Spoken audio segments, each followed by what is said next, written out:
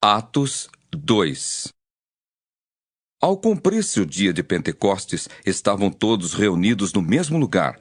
De repente, veio do céu um som, como de um vento impetuoso, e encheu toda a casa onde estavam sentados. E apareceram, distribuídas entre eles, línguas como de fogo, e pousou uma sobre cada um deles. Todos ficaram cheios do Espírito Santo e passaram a falar em outras línguas, segundo o Espírito lhes concedia que falassem. Ora, estavam habitando em Jerusalém judeus, homens piedosos, vindos de todas as nações debaixo do céu. Quando, pois, se fez ouvir aquela voz, afluiu a multidão, que se possuiu de perplexidade, porquanto cada um os ouvia falar na sua própria língua. Estavam, pois, atônitos e se admiravam, dizendo: Vede, não são porventura galileus todos esses que aí estão falando? E como os ouvimos falar, cada um em nossa própria língua materna? Somos partos, medos, elamitas, e os naturais da Mesopotâmia, Judéia, Capadócia, Ponto e Ásia, da Frígia, da Panfilha, do Egito, e das regiões da Líbia, nas imediações de Cirene, e romanos que aqui residem, tanto judeus como prosélitos, cretenses e arábios. Como os ouvimos falar em nossas próprias línguas as grandezas de Deus? Todos, atônitos e perplexos, interpelavam uns aos outros. Que quer isto dizer? Outros, porém, zombando, diziam: Estão embriagados. Então se levantou Pedro com os 11 e, erguendo a voz, advertiu-os nestes termos: Varões judeus e todos os habitantes de Jerusalém, tomai conhecimento disto e atentai nas minhas palavras.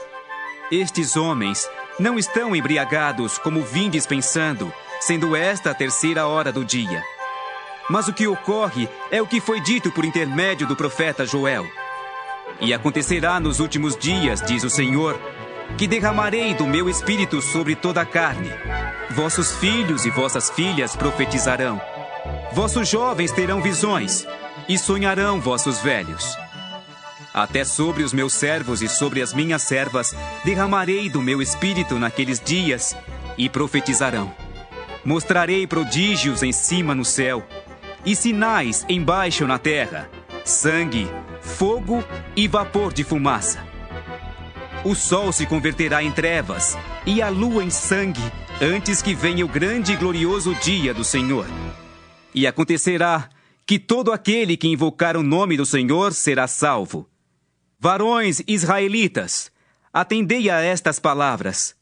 Jesus o Nazareno, varão aprovado por Deus diante de vós com milagres, prodígios e sinais, os quais o próprio Deus realizou por intermédio dele entre vós, como vós mesmos sabeis, sendo este entregue pelo determinado desígnio e presciência de Deus, vós o matastes, crucificando-o por mãos de iníquos, ao qual, porém, Deus ressuscitou, rompendo os grilhões da morte, porquanto não era possível fosse ele retido por ela.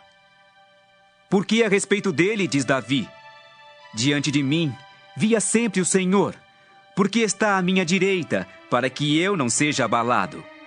Por isso, se alegrou o meu coração, e a minha língua exultou. Além disto, também a minha própria carne repousará em esperança, porque não deixarás a minha alma na morte, nem permitirás que o teu santo veja a corrupção. Fizeste-me conhecer os caminhos da vida, encher-me-ás de alegria na tua presença. Irmãos, seja-me permitido dizer-vos claramente a respeito do patriarca Davi, que ele morreu e foi sepultado, e o seu túmulo permanece entre nós até hoje.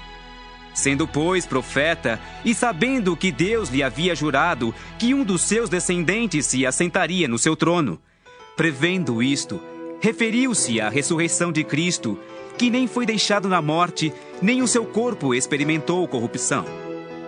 A este Jesus, Deus ressuscitou, do que todos nós somos testemunhas. Exaltado, pois, à destra de Deus, tendo recebido do Pai a promessa do Espírito Santo, derramou isto que vedes e ouvis. Porque Davi não subiu aos céus, mas ele mesmo declara: disse o Senhor ao meu Senhor: assenta-te à minha direita, até que eu ponha os teus inimigos por estrado dos teus pés. Esteja absolutamente certa, pois, toda a casa de Israel, de que a este Jesus, que vós crucificastes, Deus o fez Senhor e Cristo. Ouvindo eles estas coisas, compungiu-se-lhes o coração e perguntaram a Pedro e aos demais apóstolos: Que faremos, irmãos? Respondeu-lhes Pedro: Arrependei-vos, e cada um de vós seja batizado em nome de Jesus Cristo para a remissão dos vossos pecados, e recebereis o dom do Espírito Santo. Pois para vós outros é a promessa, para vossos filhos e para todos os que ainda estão longe, isto é, para quantos o Senhor nosso Deus chamar. Com muitas outras palavras, deu testemunho e exortava-os, dizendo: Salvai-vos desta geração perversa.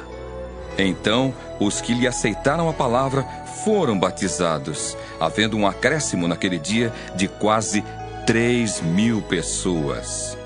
E perseveravam na doutrina dos apóstolos e na comunhão, no partir do pão e nas orações. Em cada alma havia temor, e muitos prodígios e sinais eram feitos por intermédio dos apóstolos. Todos os que creram estavam juntos e tinham tudo em comum. Vendiam as suas propriedades e bens, distribuindo o produto entre todos, à medida que alguém tinha necessidade.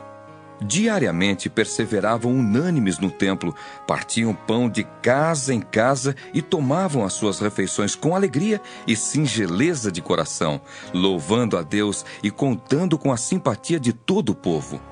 Enquanto isso, acrescentava-lhes o Senhor dia a dia os que iam sendo salvos.